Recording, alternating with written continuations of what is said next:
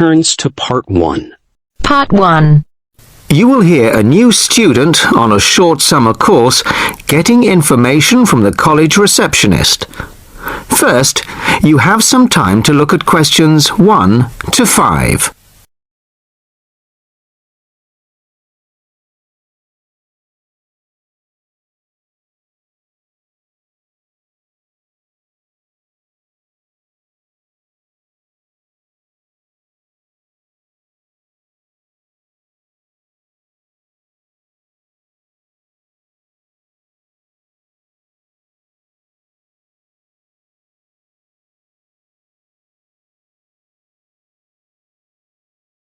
Now the test will begin.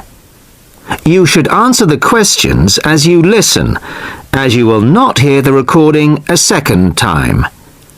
Listen carefully to the first part of the conversation and answer questions 1 to 5. Sorry to keep you waiting.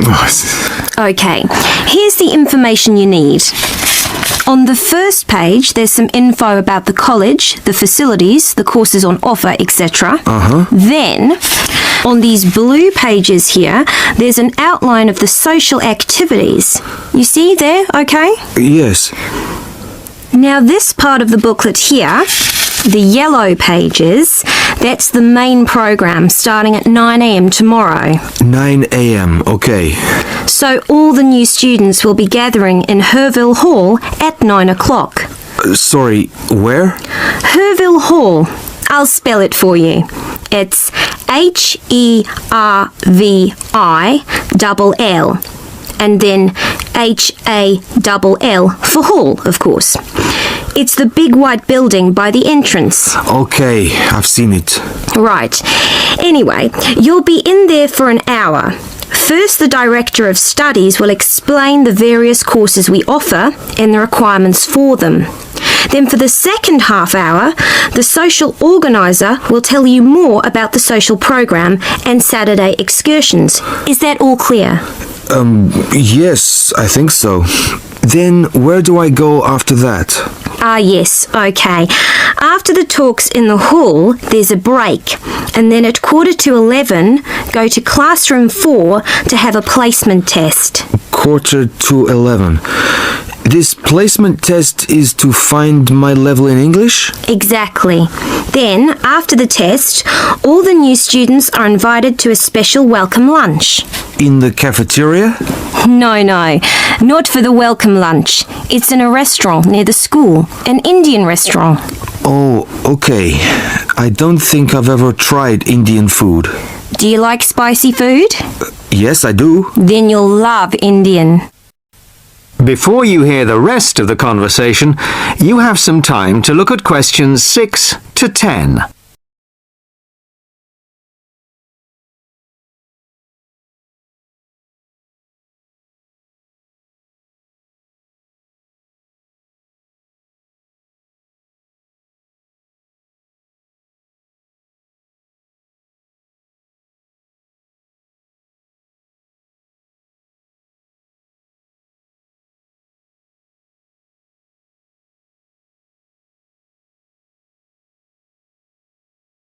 Now listen and answer questions 6 to 10. So, where's the Indian restaurant? Don't worry, it's really easy to find. Have you got that map I gave you? This one? Yes, that's it. See here, the main entrance to the school? Yes? Well, don't go out of there. There's a smaller entrance here, round the back. Oh, yes, I see. Okay, so you go out of there, past the phone box, and then turn right into this road here, the one that goes along the side of the park. You'll see a supermarket on the left, and then it's just after that on the right. It's quite a big place. You can't miss it. Okay. And one more thing. Is there a post office near here? Post office? Oh yes, of course. Just the other side of the park.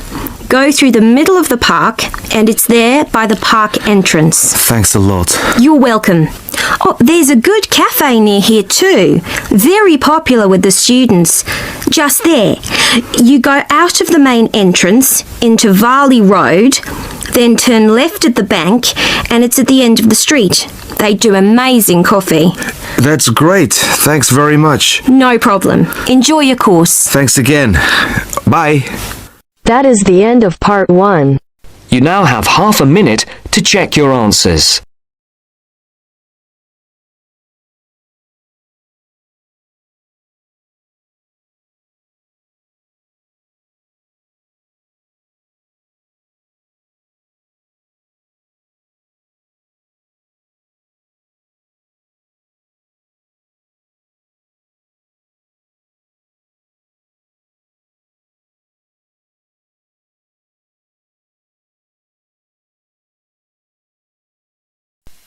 Now turns to part 2. Part 2. You will hear a lecturer discussing the possibility of creating nuclear fusion. First, you have some time to look at questions 11 to 15.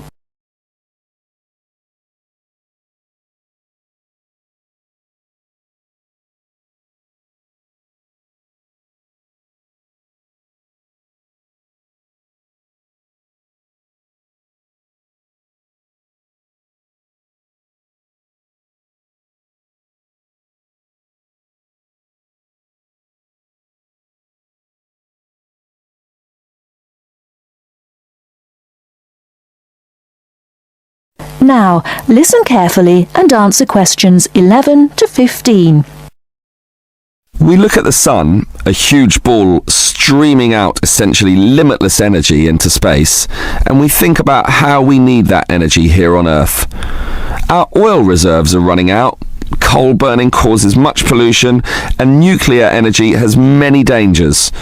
But where does the sun itself get its energy? The answer is that the sun makes it using fusion, or, more specifically, in a hydrogen fusion process. There is no pollution, no radioactivity, no waste products, and we have plenty of hydrogen. So, hydrogen fusion seems the perfect answer to our energy needs, and scientists have long attempted to achieve it here on Earth. So what happens during this process? The first step is to make two light atomic particles approach. In the case of our sun, these are hydrogen particles, the lightest and also the easiest to deal with. However, the problem is that the nuclei of atoms have electric fields, and fusion between these particles is opposed by their similar electric charge. They most naturally repel each other, and the nuclei of all elements are exactly the same in this respect. Thus, in order to overcome this repulsion and force them together, in the second step, the particles are heated. The trouble is, you need a lot of heat, incredible temperatures of the sort only seen on the surface of the sun. This is many millions of degrees, far higher than the melting point of any known material. Still, the concept is simple. The hot, wildly moving particles, which are now called plasma, will crash into each other, resulting in the third step, the fusion into helium, which releases energy and begins a self-sustained process. Before you hear the rest of the talk, you have some time to look at questions 16 to 20.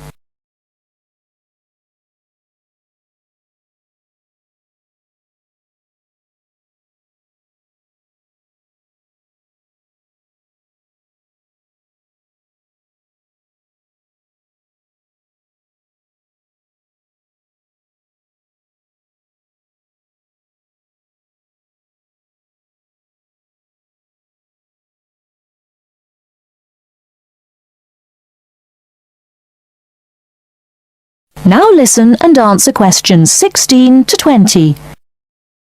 So, we know how fusion works. Thus, the big question is, can we create it here on Earth? We actually have the technology to superheat hydrogen into plasma, but no container on Earth can deal with those temperatures. Thus, we need to confine this superheated material so that it doesn't touch anything. For that, we need a special reactor, and most research has focused on an apparatus known as a tokamak system. That's Tokamak,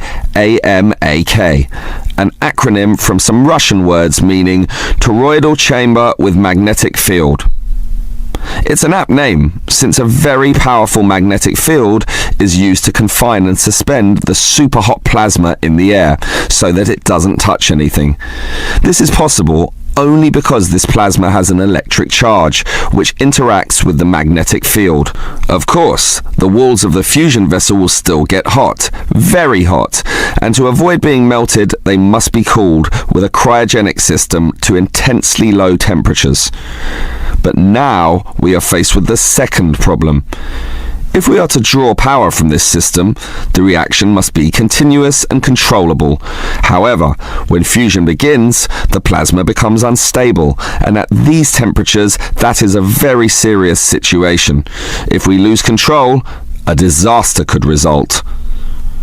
Despite the obstacles, in 2010, a European device managed some success, but needed far more power to generate the fusion reaction than that produced from the fusion itself. Obviously then, it was not useful as a power source. More to the point, this system could only sustain a fusion reaction for a fraction of a second, yet, to self-sustain, the fusion needs to run for at least 10 seconds. And the future looks bleak. Unfortunately, most scientists predict that many decades will have to pass before fusion power can become a practical reality. That is the end of part 2. You now have half a minute to check your answers.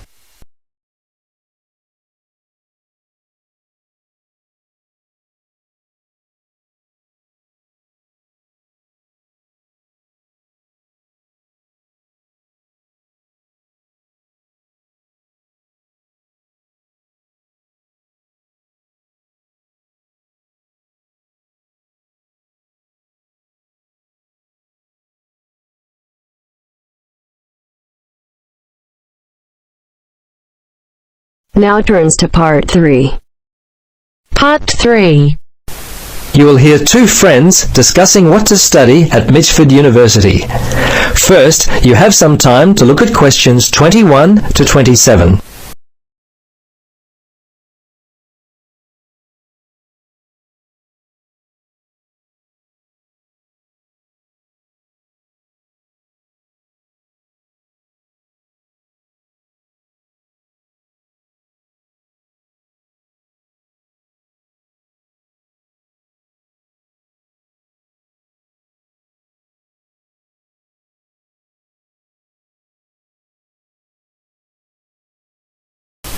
Now listen carefully and answer questions 21 to 27. Hello, Gloria. Hi, Paul. I just heard that you're studying psychology this year. At the moment, that's true, but to be honest, I'm not sure exactly what to study. You're in your third year at university. Do you have any advice for me? Well, it's a difficult question for me to answer, but I do have some ideas based upon my personal experience that may be of help. Anything would be helpful at this point. I'm feeling a little worried about what I should do. Well, there are a few things that I would recommend. Firstly, ask yourself, what do you really enjoy studying? For example, maths, English, science? This will help you decide what course you should do. The university handbook lists all the courses available. You should take some time to look at it. A couple of my friends spoke with recent graduates of courses which took up a lot of time. Another thing which took a lot of time was an interview at the Dean of Academic Affairs office. They're always so busy there. Unless you've got a lot of time, I wouldn't bother with either of those ideas. Okay. Gloria, I understand there are some excellent publications that I can look at which will help answer my questions. But the trouble is, I'm having a real hard time locating them. Do you know where I might be able to go?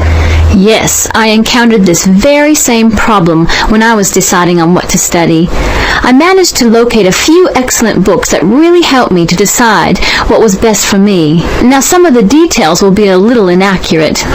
That's no problem. If you could just remember the titles, I'll be able to look them up at the university library. Now, let me just get my pen. Okay, ready? All right. The first book I found was What Should I Do? It was written by Paul Smith, and I believe it was published in 2000 by Smith Brothers. I think this was the best book I read, although Judy Newton's Choosing University Courses was also an excellent help for me. Can you remember what year that one was published? Let me see. Most of the books I read were published around the same year, 2000, I think.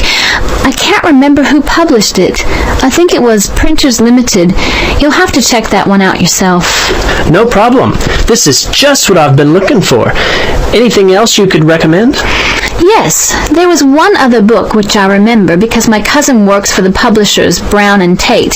He started there in 2002. Anyway, the book's called Surviving University and was written by Julie White. It's an excellent book which came out in 2004. I certainly recommend it. Before you hear the rest of the conversation, you have some time to look at questions 28 to 30.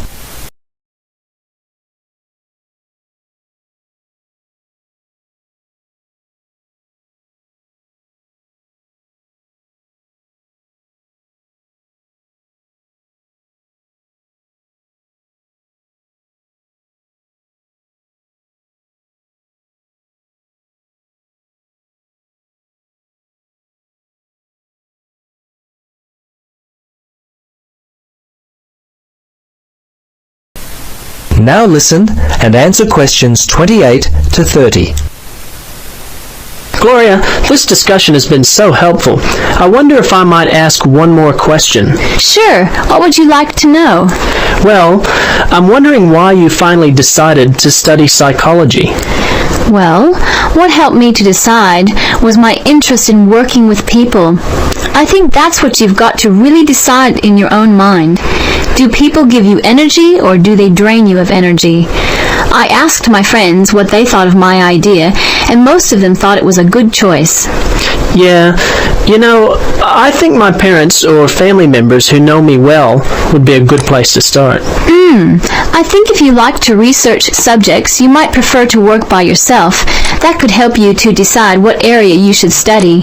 For me, I like working with numbers, and I knew psychology involved a lot of this, so that also helped me to choose my course of study. The bottom line is you've really got to know what you naturally like to do. Once you work that out, you simply choose areas of study that relate to those things. Well, Gloria, I can't thank you enough for your time. Would you be interested in joining me for a coffee? That is the end of part 3. You now have half a minute to check your answers.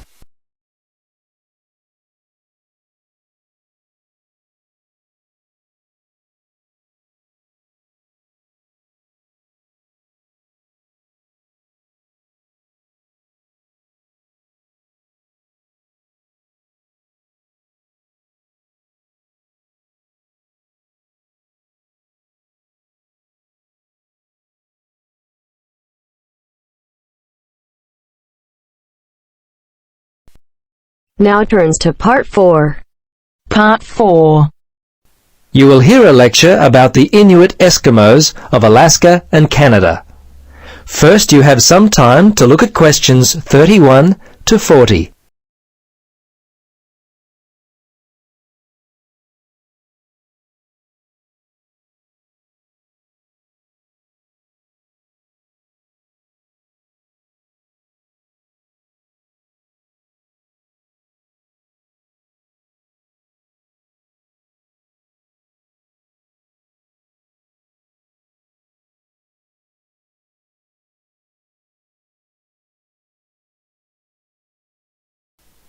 Now listen and answer questions 31 to 40.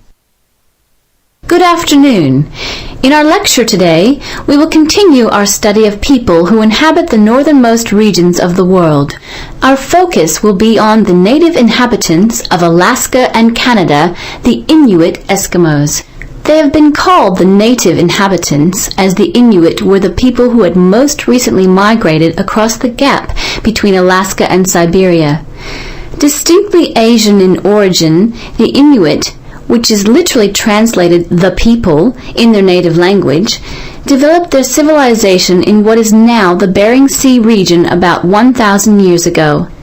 Their culture spread eastward and is called the Thule culture, after the place in northern Greenland where archaeologists first discovered it. The first Europeans to meet Inuit people were Norse settlers in what is now northern Newfoundland, Canada. These settlers lived there for a short time around 1000 AD. Approximately 500 years later, beginning in the 1500s, European whalers, fishing crews, and explorers met many Inuit along the coast of Labrador. Russians and other Europeans first met Alaskan Inuit in the 1700s. 100 years later, in the mid-1800s, whalers began to hunt in the Arctic. Some Inuit were employed by whalers and traded with them during that time. Perhaps one of the most interesting aspects of the Inuit is how they were able to survive and grow in such a harsh Arctic environment. Firstly, and not surprisingly, their homes were well adapted to the freezing conditions. They lived in predominantly two types of housing that would keep them warm. In the cold summer, they would live in tents that were made from the skin of the animals they had hunted for food, and they also traveled in boats. These were called umiaks by the natives. In the winter, they would live in houses made of sod, and when on hunting trips, they would commute by dog sled and build temporary houses made from ice. These igloos, which is the Inuit word for house, were uniquely made with a sharp blade carved out of walrus tusk. They would cut large blocks of hard-packed snow, about 3 meters wide, out of the ground. The blocks would then be used to build a 6-meter dome over a wide, shallow hole. Within 1 or 2 hours, an igloo up to 10 meters in length could be built. It was weatherproof and large enough to house an entire family. Very early in their history, they managed to develop the technology to hunt the huge bowhead whale, which was a staple food source for them at that time. They also hunted walruses and seals. On land, they hunted polar bears, moose, and various other game. The harsh environment in which they lived meant that a steady supply of food was often difficult to come by. Therefore, the Inuit were a people constantly on the move, looking for food, which meant that their dwellings had to be easily built and easily dismantled. They inhabited the wide open land and, as such, moved freely around it in search of food. Today, the traditional way of life has basically ended for the Inuit. They live in wooden homes rather than in snow houses, sod houses, or tents. They wear modern clothing instead of animal skin garments. Most Inuit speak English and Russian. Some speak Danish, while fewer still continue to hold on to their cultural roots by passing on to the younger generation their native language. The kayak and umiak, their principal means of travel, have given way to the motorboat, and the snowmobile has replaced the dog team. The combined percentage of the Inuit population in Alaska and Canada stands at 63%, the latter being 29% and the former around 34%. Some Alaskan Inuit live in towns and cities, but the majority live in small settlements and hunt and fish for most of their food. Most of those in Canada live in towns and housing provided by. That is the end of part 4. You now have half a minute to check your answers.